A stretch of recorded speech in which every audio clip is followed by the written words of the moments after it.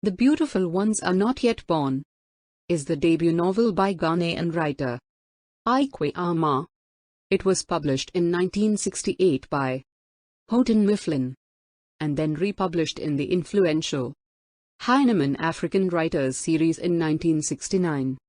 The novel tells the story of a nameless man who struggles to reconcile himself with the reality of post-independence Ghana. Plot: the unnamed protagonist, referred to as the man, works at a railway station and is approached with a bribe. When he refuses, his wife is furious and he can't help feeling guilty despite his innocence.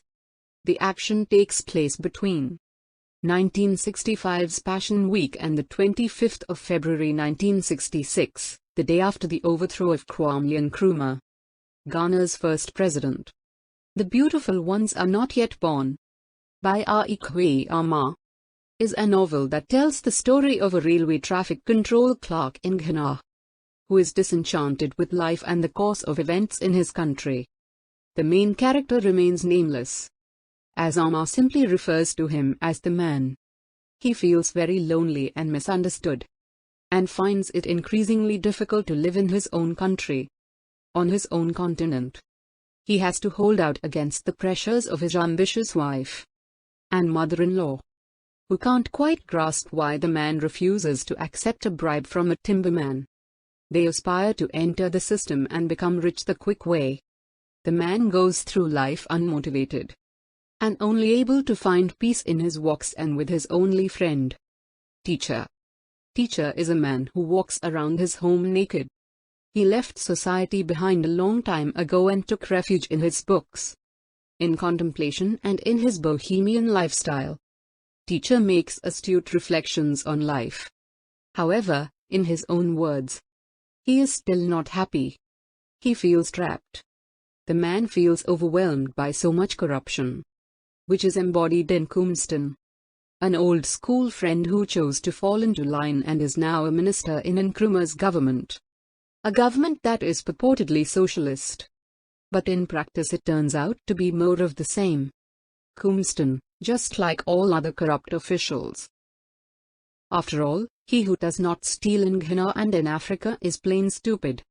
Sets an example in Oyo's mind, the man's wife, and in the mother-in-laws, who insist that the man should take advantage of all possible means, be they illicit or not, to get rich and become someone of importance. Regarding Oyo, Teacher even goes as far as saying to the man that he will have to leave her to enjoy her own sadness, unless he is willing to destroy himself to feed her desires. The pressure to become corrupt continues to mount, but the man refuses to capitulate. Despite feeling immense pain at such refusal, and having a guilty conscience as his values are turned upside down, he hears voices whispering to him stipulating that it is wrong not to steal. The truth of the matter is that the man feels awful at having to take such honest decisions, as they contradict the general trend that applauds corruption. Corruption is ever present in society. That even if you wanted to pursue corrupted officials, so as to convey an image of public honesty, the investigation committee would be set up by the corrupted officials themselves, along with the transparent structures needed to save themselves. That's what makes it so hard to live in a country, on a continent, where most people aspire to live like the very recent white rulers, or executioners, depending on which way you look at things. In fact, according to the narrator, Ghanaians did not feel hate towards white man, or a desire for revenge or something along those lines, but rather, Ghanaians really and truly felt love for white man. The black man loves white man, who is still somewhat in control. Although the black man actually needs to find his own solutions himself, according to the narrator. One aspect that is not explicitly pointed out, although it does seem quite evident, is that most events in the novel take place during Nkrumah's coming to power and the ensuing collapse of his government, and thus in the midst of euphoria following African independence in the 1960s. Recently freed from white colonial yoke. At times, the man himself also gets carried away by the wave of hope that spreads across the continent and across Ghana. He joins one rally or another and he even cheers on the leader. However, deception and disappointment soon creep in, engulfing the man with such depressive thoughts that he finds himself anchored in absolute pessimism. There is no solution, there is no hope, all is lost. Ghana, Africa is cursed by disastrous leaders and misses out on one chance after the other to get out of this rut and use its resources to its advantage. Once and for all hope is lost. Melancholy and sadness make up the narrative thread in this novel. The man is not the only one to experience this frustration.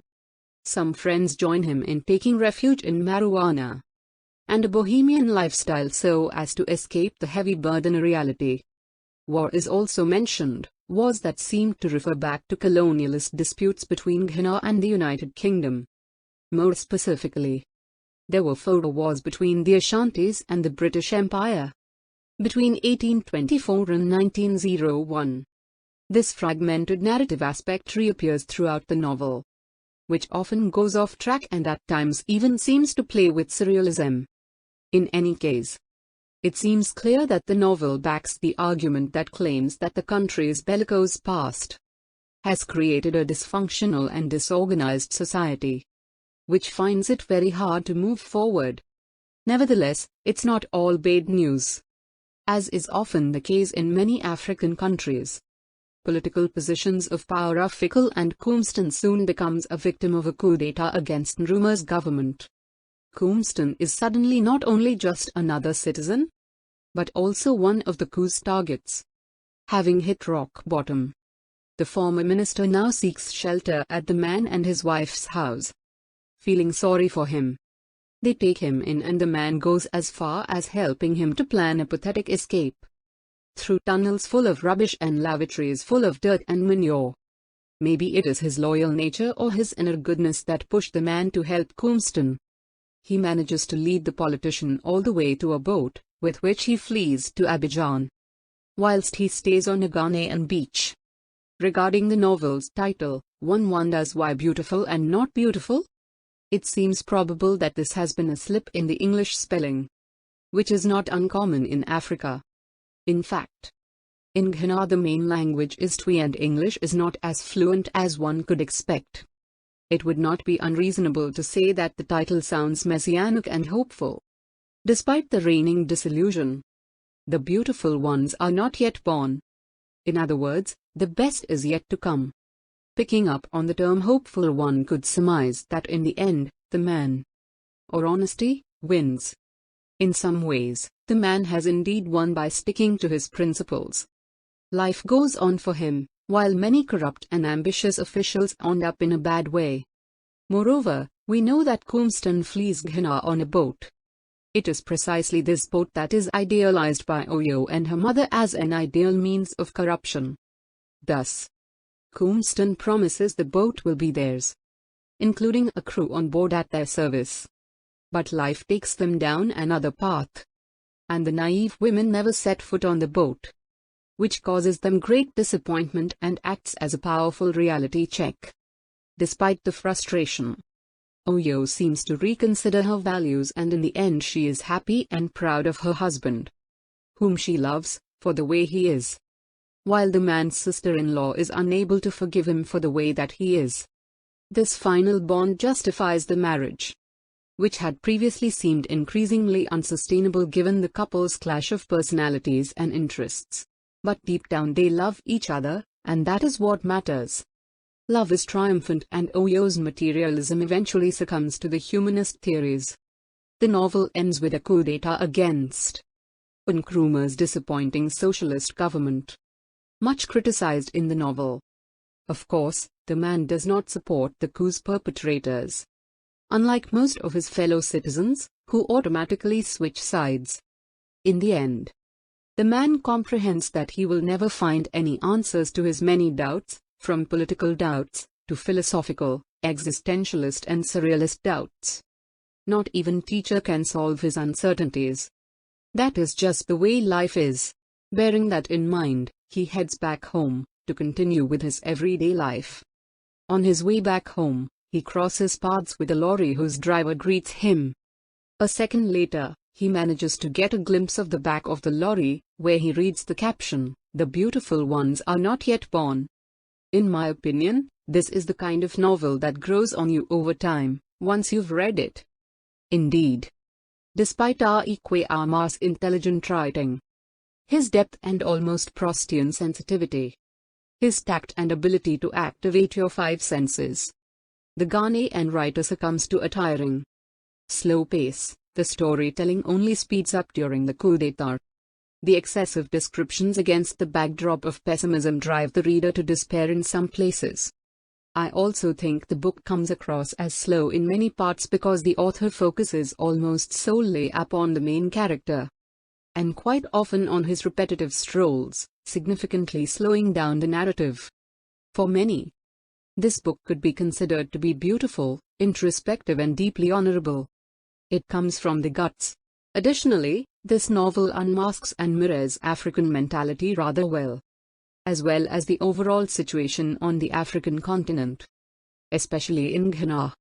It's a mindset that welcomes corruption as an inherent part of popular culture, an almost illicit path to accomplish the status most wish to reach, either a millionaire or a powerful person. Only a minority of honest people refuse to sell themselves to corruption and the lack of values, at the cost of living in sadness and disenchantment, knowingly facing the never-ending question forever, to steal or not to steal. Corruption is so rife that sometimes people don't steal, not because they believe it to be wrong, but because they don't have the guts to and are therefore considered cowards. With regard to the protagonist, the novel goes as far as questioning the man's ability to control himself, considering that he would be admired by everyone, make his family proud and even be secretly happy for a brief moment if he could do what everyone asked of him and lose control of himself and behave like someone he was not and never would be. Nevertheless, the man resists temptation. After all, the novel also states that it was not the things themselves, but the way to get them, that led to much confusion in the soul. End of the review. A review by Carlos Battellini. Thank you.